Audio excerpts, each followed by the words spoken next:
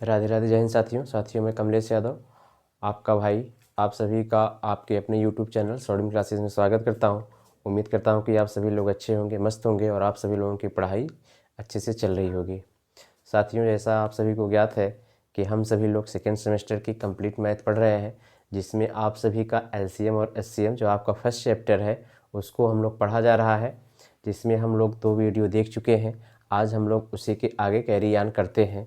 साथियों, ठंड का मौसम आ गया है तो आलस ज़रूर लग रहा होगा। मुझे भी आलस लगता है, लेकिन दिन भर क्लास लेने के बाद भी मैं आप लोगों के लिए वीडियो शूट करता हूँ नाइट में, लेट नाइट में। तो देखिए, एक दिन का काम तो है नहीं कि आप आलस कर लेंगे, चलिए ठीक है। अब ये ठंडी कम से कम 2-3 महीने रहेगी तो क्या करेंगे, 2-3 महीने पढ़ाई नहीं करेंगे। और देखिए, जो आने वाला समय है, आने वाला साल है, हम लोगों के लिए, हम स्टूडेंट्स के लिए, हम एस्पिरेंट्स के लिए ये बहुत ही क्रूशियल है, बहुत ही निर्णायक है कि 2026 ही डिसाइड कर देगा कि हम लोगों को लाइफ में क्या करना है। 2026 में ही फॉर्म आ सकते हैं, ये पूरी पॉसिबिलिटी है। तो आप सभी लोग पढ़ाई अच्छे से करते रहें, ठीक है। तो उम्मीद करते हैं कि आप सभी लोग अपना फेयर कॉपी, अपना नोट्स अच्छे से बना लिए होंगे और पढ़ाई अच्छे से कर रहे होंगे। आइए उसी के आगे हम लोग देखते हैं। हम लोगों ने इसके पहले प्रीवियस कक्षा में, वो क्लास में देखा था कि आपका प्राइम नंबर, अभाज्य संख्या, इसके बाद हम लोगों ने देखा था कि जुड़वा अभाज्य संख्या और सहअभाज्य संख्या। ये 3 चीज़ों को हमने देखा था, 3 नंबर को देखा था कि ये क्या होते हैं। आइए उसी के आगे हम लोग देखते हैं कि अभाज्य गुणनखंड क्या होते हैं, प्राइम फैक्टराइजेशन क्या होते हैं। ठीक है साथियों, तो आइए सभी लोग देखा जाए कि अभाज्य गुणनखंड क्या होते हैं। अभाज्य गुणनखंड,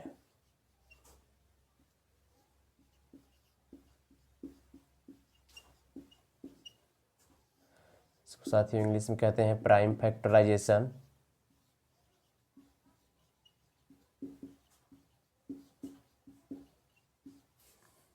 देखिए, विथ एग्जाम्पल्स ही हम लोग इसको समझेंगे। हालांकि आप लोग जानते भी हैं, लेकिन ये ऐसा क्यों होता है आप सभी लोगों को मैं अभी बताता हूँ। देखिए, जैसे मैं आपसे कह दूं कि एग्जाम्पल के थ्रू ही लेके चलेंगे कि 360 के अभाज्य गुणनखंड बताइए।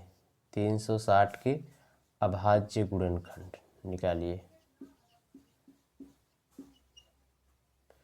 अभाज्य गुणनखंड, ठीक। तो देखिए साथियों, हम लोग करते क्या हैं, और आप सभी लोगों को ये चीज़ें ज्ञात होगी। हम लोग ऐसे करते हैं, 360 को ऐसे लिखते हैं। पहले किससे भाग देते हैं, आपको बताया गया होगा 2 से, फिर किससे भाग देते हैं 3 से, फिर किससे भाग देते हैं 5 से। 4 से क्यों नहीं देते हैं, क्योंकि देखिए यहाँ पे जितनी भी संख्याएं आएंगी जिससे हम भाग देंगे वो अभाज्य नंबर ही होगा, प्राइम नंबर ही होगा, अभाज्य संख्या ही होगी। इसीलिए इसको बोला जाता है कि अभाज्य गुणनखंड। अच्छा देखिए, जो संख्या 2 से कटेगी वो संख्या 4 से भी कटेगी। तो ये तो है नहीं कि अगर 2 से नहीं कट रही तो 4 से कट जाएगी, 6 से कट जाएगी, 8 से कट जाएगी, ऐसा तो कुछ है नहीं। तो अगर जिसको कटना होगा तो पहले 2 ही से कट जाएगा। तो इसीलिए हम लोग पहले किससे चेक करते हैं, 2 से। तो देखिए, 2 से हम लोग भाग देंगे तो 2 एक करनम 2, एक वहाँ गया, 2 बट 16, ये हो गया 180। फिर देखिए 2 से चेक करते हैं तो ये कट जाएगा आपका 90। फिर 2 से चेक करते हैं तो क्या हो जाएगा 45। देखिए अब ये 45 हो गया, 2 से कटेगा नहीं। तो अब 2 के बाद हम लोगों ने क्या, 2 के बाद जो प्राइम नंबर आती है, भाज्य संख्या आती है 3, तो 3 से चेक करेंगे तो क्या आ जाएगा 15। फिर 3 से करेंगे तो आ गया 5। अब देखिए 5 वो 3 से कटेगा नहीं। अब देखिए 3 के बाद अभाज्य संख्या कौन है, 5, तो 5 से चेक करते।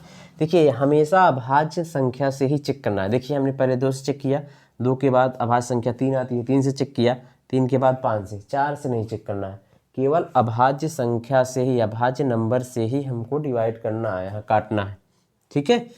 तो अब 360 को हम कैसे लिख सकते हैं, 2 गुणे 2 गुणे 2 गुणे 3 गुणे 3 गुणे 5, ठीक। अगर लिखना भी चाहे तो इसको 1 2 3 इसको लिख सकते हैं 2 के घाते 3, 3 के स्क्वायर गुणे 5। ये होते हैं अभाज्य गुणनखंड। तो उम्मीद करते हैं कि आप सभी लोगों को अभाज्य गुणनखंड का जो कन्फ्यूजन होगा वो दूर हो गया होगा। इसको अभाज्य गुणनखंड क्यों कहते हैं? इसीलिए कहते हैं कि क्योंकि यहाँ जितनी भी संख्याओं से भाग दिया जाता है वो केवल सभी क्या होती हैं? अभाज्य संख्याएं होती हैं, इसीलिए इनको बोला जाता है अभाज्य गुणनखंड। आइए एक एग्जाम्पल और से देख लेते हैं।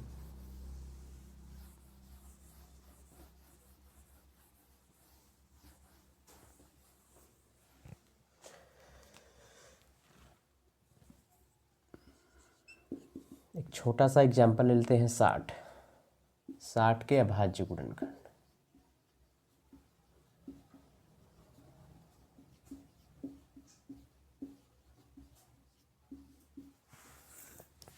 साठ के अभाज्य गुणनखंड देख लिया जाता है।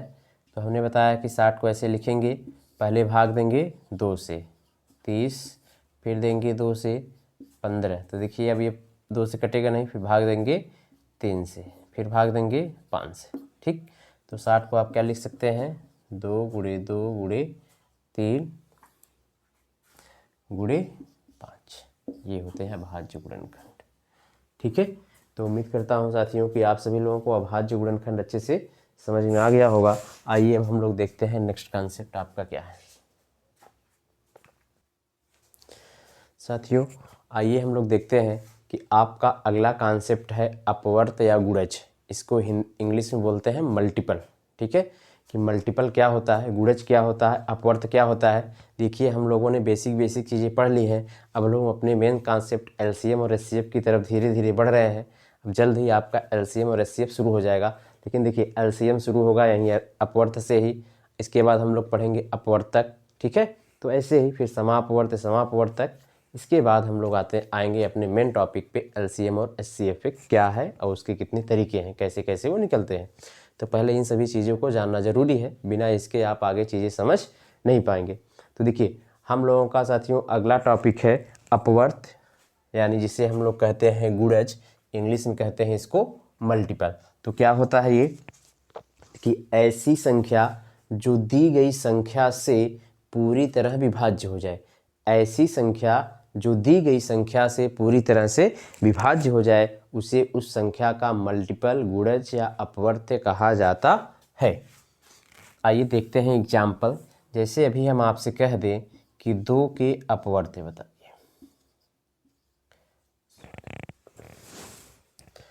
2 के अपवर्त्य बताइए या 2 के गुणज बताइए।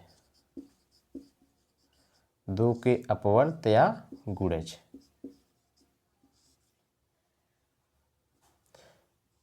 देखिए 2 के अपवर्त्य या गुणज क्या होंगे, तो हमने क्या बताया, परिभाषा क्या होती है कि ऐसी संख्या जो दी गई संख्या से, तो देखिए 2 से जितनी भी संख्याएं विभाजित होंगी, 2 से जितनी भी संख्याएं विभाजित होंगी वो सभी संख्याएं 2 का क्या होंगी, गुणज होंगी। तो इसका मतलब ये है कि हम 2 का पहाड़ा पढ़ लें, 2 का 2, 2 दूनी 4, 2 तिहाई 6, 2 चौका 8, 2 पचे 10, इसके बाद 12, फिर 14, फिर 16, फिर 18, फिर 20, फिर 22, फिर 24। मतलब कि वो सभी संख्याएं 2 का अपवर्त्य कहलाएंगी जो 2 से क्या हो जाएंगी, विभाज्य हो जाएंगी। ऐसी संख्याएं जो दी गई संख्या से पूरी तरह क्या हो जाए, विभाज्य हो जाए। तो 2 के अपवर्त्य या गुणज क्या होंगे, तो 2 का पहाड़ा पढ़ दीजिए, 2 के पहाड़े पे जितनी भी संख्या आएंगी वो सभी संख्याएं 2 से क्या होंगी, कटेंगी। तो वही वो सभी संख्याएं क्या कहलाएंगी, 2 का गुणज कहलाएंगी, या 2 का अपवर्त्य कहलाएंगी, या 2 का मल्टीपल कहलाएंगी। ठीक है, एक एग्जांपल और ले लेते हैं हम लोग। जैसे 5 के अपवर्त्य पूछ दिया आपसे, 5 के अपवर्त्य या गुणज।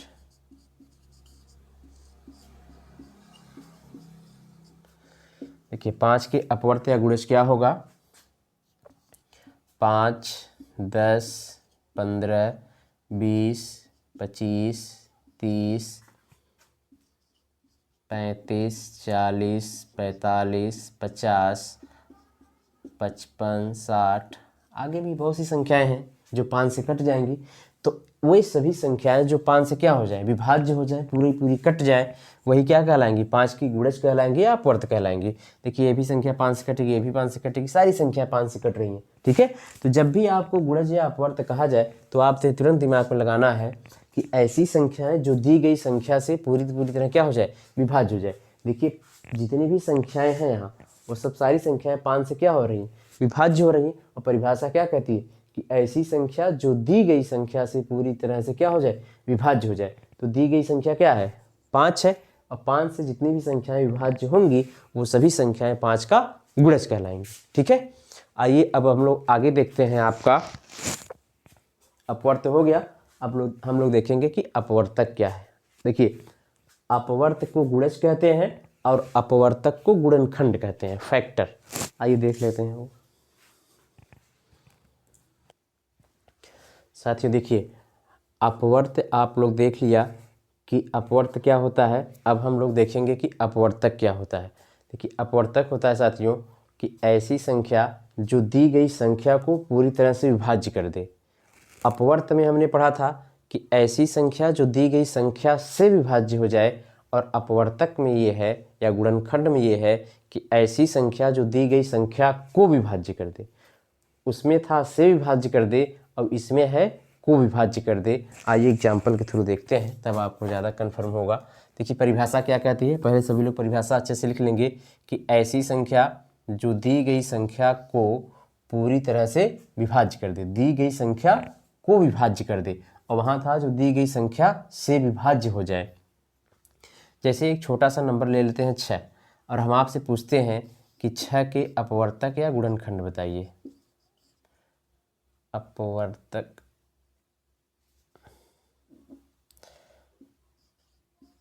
6 के अपवर्तक या गुणनखंड। देखिए तो 6 के अपवर्तक या गुणनखंड क्या होंगे, वे सभी नंबर जो 6 को क्या कर दें, विभाज्य कर दें। तो देखिए पहला तो एक ही होगा, ये तो यूनिवर्सल फैक्टर होता है।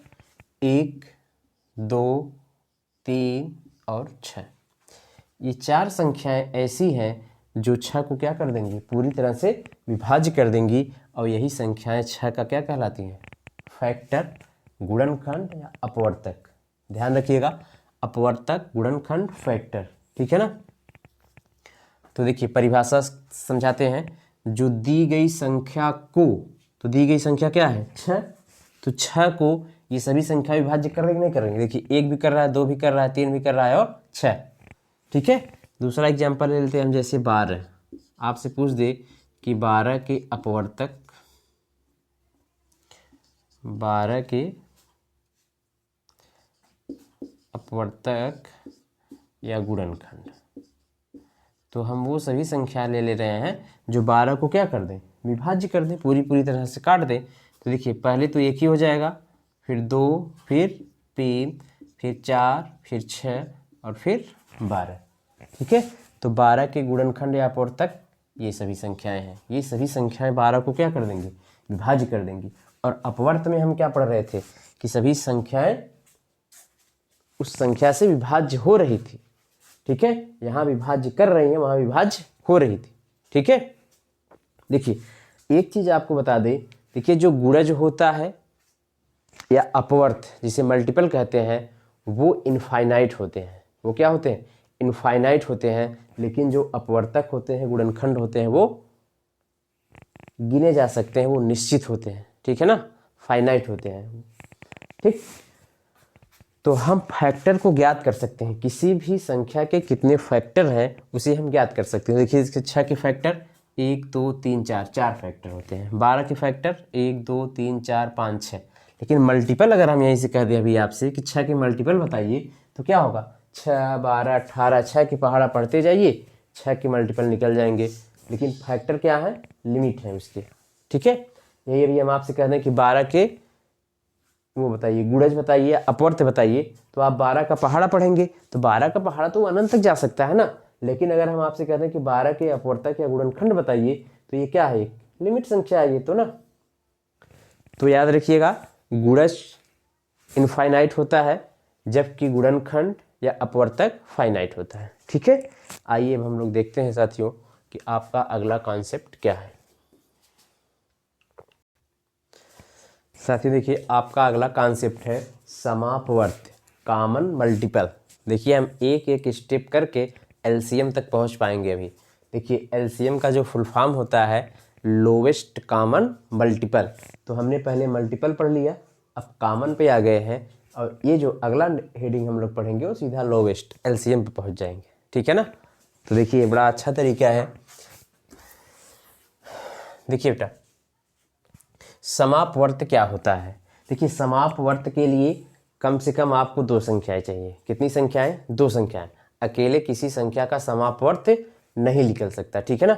अकेले हम केवल अपवर्त ज्ञात कर सकते हैं, मल्टीपल ज्ञात कर सकते हैं, लेकिन अगर हमें समापवर्त कॉमन मल्टीपल देखना है तो हमें एटलीस्ट दो नंबर चाहिए, कम से कम दो संख्याएं चाहिए। जैसे हम आपसे कह दें, एग्जाम्पल ले रहे हैं हम,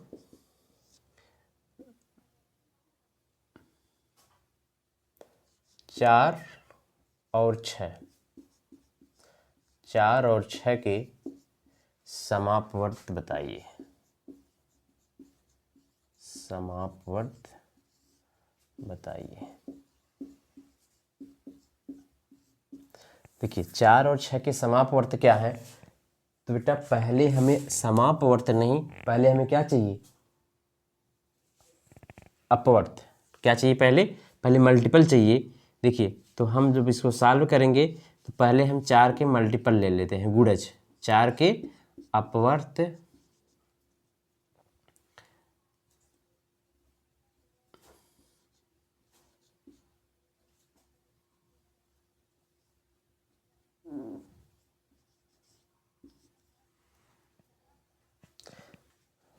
देखिए 4 के अपवर्त गुणज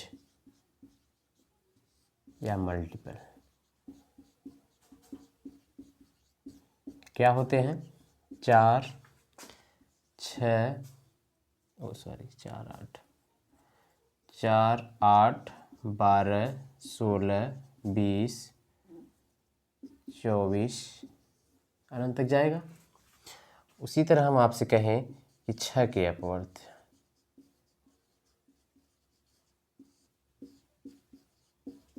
गुणज या मल्टीपल है।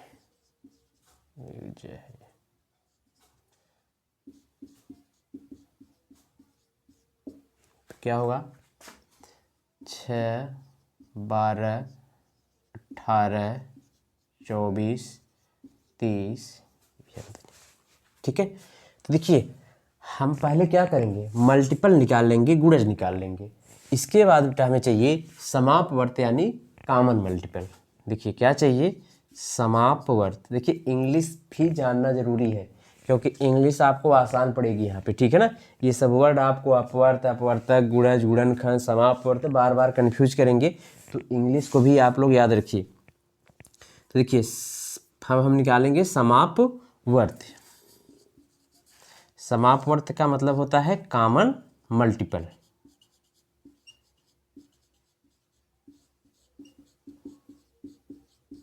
देखिए कॉमन मल्टीपल क्या होता है? कॉमन का मतलब होता है उभयनिष्ठ। अब कहेंगे उभयनिष्ठ क्या होता है, और डिफिकल्ट आ गया। उभयनिष्ठ का मतलब ये होता है कि जो इन दोनों में क्या करे, मिल जाए। कॉमन का मतलब यही होता है जो दोनों में क्या हो, मिल जाए। तो आपसे पूछा है समापवर्त यानी कॉमन मल्टीपल। देखिए 4 के मल्टीपल हमने लिख लिया, 6 के मल्टीपल लिख लिया, अब हमें कॉमन मल्टीपल चाहिए, समापवर्त चाहिए। तो देख लीजिए कि दोनों में क्या मिल रहा है। तो आप लोग देख रहे होंगे 12, 12, 12 मिला, ठीक। इसके बाद क्या मिल रहा है? देखिए 24, 24, 24 मिला। और ये आगे भी ऐसे मिलते चले जाएंगे, आगे भी और मिलेंगे नंबर, ठीक है ना, जो दोनों के क्या होंगे, समापवर्त होंगे। तो मैं आपको बस केवल बताना चाह रहा हूँ कि देखिए समापवर्त क्या है, कॉमन मल्टीपल क्या है, मल्टीपल क्या है, ये चीज़ें आप लोग जानिए, ठीक है। तो उम्मीद करता हूँ कि ये कॉमन मल्टीपल समापवर्त आपको समझ में आ गया होगा। आगे आइए देखते हैं अगला कॉन्सेप्ट। ठीक साथियों, तो आइए हम लोग देखते हैं कि आपका समापवर्तक क्या है। हमने पढ़ लिया समापवर्त, अब आपका कॉन्सेप्ट है समापवर्तक, ठीक है। तो इंग्लिश देखिए कॉमन फैक्टर। क्या है इंग्लिश इसकी? Common factor. तो देख लेते हैं हम लोग किस। देखिए इसके लिए भी हमें दो नंबर चाहिए, कम से कम दो नंबर चाहिए। अकेले आप किसी का ना तो समापवर्त निकाल सकते हैं ना तो समापवर्तक, ठीक है। तो एग्जाम्पल के थ्रू समझेंगे। वही दोनों एग्जाम्पल ले लेते हैं। क्या थे एग्जाम्पल्स, छोड़िए। अच्छा, हम लोग ले लेते हैं 6 और 12। 6 और 12 के समापवर्तक। समापवर्तक 6 और 12 के समापवर्तक। देखिए, तो समापवर्तक के लिए हमें पहले क्या करना होगा, पहले हमें इसका अपवर्तक गुणनखंड यानी फैक्टर निकालना होगा। ठीक है, तो देखिए 6 के फैक्टर क्या होंगे, ऐसे लिख लेंगे 6 के अपवर्तक, 6 के अपवर्तक या गुणनखंड या इसी को कहते हैं फैक्टर। देखिए क्या होंगे, 6 के फैक्टर यानी गुणनखंड होता है 1, 2, 3 और 6। ठीक, फिर देख लेते हैं हम लोग 12 के अपवर्तक गुणनखंड या फैक्टर। ठीक है, तो 12 के क्या हो जाएंगे, 1, 2, 3, 4, 6 और 12। ठीक है, तो देखिए हम लोगों ने पहले क्या निकालना है, पहले अपवर्तक यानी फैक्टर निकालना है। ठीक है, तो दोनों संख्याओं के हम लोगों ने क्या निकाल लिया, फैक्टर निकाल लिया। अब हमें यहाँ से निकालना है समापवर्तक। समापवर्तक, समापवर्तक यानी क्या निकालना है, कॉमन फैक्टर। कॉमन फैक्टर, देखिए तो ये तो फैक्टर लिखा ही है। अब देखिए इसमें से कॉमन फैक्टर क्या है, देखिए 1 है तो लिख लीजिए 1। ठीक, 1 देखिए यूनिवर्सल फैक्टर होता है, तो 1 सब में रहता है। ठीक है ना, 1 को यूनिवर्सल फैक्टर इसीलिए बोला जाता है। देखिए 1 क्या है ना, सभी संख्याओं को विभाजित कर देता है, ये इसीलिए इसको यूनिवर्सल बोलते हैं। देखिए 1 है, इसके बाद 2 है, इसके बाद 3 है, इसके बाद 6 है। ठीक है, देख रहे हैं कितने समापवर्तक निकल गए, 1, 2, 3, 6। तो ये हो गए समापवर्तक। समापवर्तक के लिए यानी कॉमन फैक्टर के लिए पहले हमें अपवर्तक निकालना होगा दोनों संख्याओं का। इसके बाद जो देखेंगे जो दोनों में कॉमन हो रहा होगा उसी को हम कहते हैं समापवर्तक। ठीक है, तो समापवर्तक निकाल लेंगे ऐसे। ठीक है, देखिए आप लोगों को थोड़ा सा हिंट दे दें हम, देखिए जैसे एलसीएम का जो फुल फॉर्म होता है वो क्या होता है, lowest common multiple. Lowest common multiple, तो हमने मल्टीपल भी देख लिया, कॉमन भी देख लिया, मतलब मल्टीपल देखा पहले, फिर कॉमन मल्टीपल देखा। अब हम लोग क्या देखेंगे, लोवेस्ट कॉमन मल्टीपल। ठीक है ना, और जैसे ही लोवेस्ट कॉमन मल्टीपल में पहुंचे वहीं शुरू हो जाएगा आपका एलसीएम। उसी तरह से देखिए आपका क्या होता है, उसी तरह से आपका होता है, देखिए जैसे एचसीएफ का फुल फॉर्म क्या होता है, highest common multiple. Highest common, highest common factor होता है, हाईएस्ट कॉमन फैक्टर। तो हमने फैक्टर पढ़ लिया, कॉमन फैक्टर पढ़ लिया, अब हम लोग पढ़ेंगे हाईएस्ट कॉमन फैक्टर, तीनों को साथ में, फिर यहीं शुरू हो जाएगा आपका एचसीएफ। ठीक है, तो वीडियो ज़्यादा लंबा नहीं करेंगे क्योंकि वीडियो ज़्यादा लंबा होने के बाद जो है इंटरेस्ट नहीं रहता है, आप लोग भी उबने लगते हैं। तो छोटे छोटे वीडियो में ही हर टॉपिक को हम लोग क्लियर करते हुए चलेंगे। लेकिन साथियों रिक्वेस्ट है, पूरी एनर्जी पूरी जोश के साथ आप लोग पढ़ाई करिए जैसे हम पढ़ा रहे हैं। उम्मीद करते हैं कि वक्त ज़रूर बदलेगा, सबका वक्त बदलता है, हम लोगों का भी बदलेगा। ठीक है, लेकिन इस उम्मीद के साथ हम लोगों को अच्छे से तन मन धन से पूरी तरह से निष्ठा के साथ ईमानदारी के साथ अपनी पढ़ाई को आगे कैरी ऑन करना है। ठीक है ना, हतोत्साहित नहीं होना है, निराश नहीं होना है, हमेशा आप लोग आशावादी रहिए।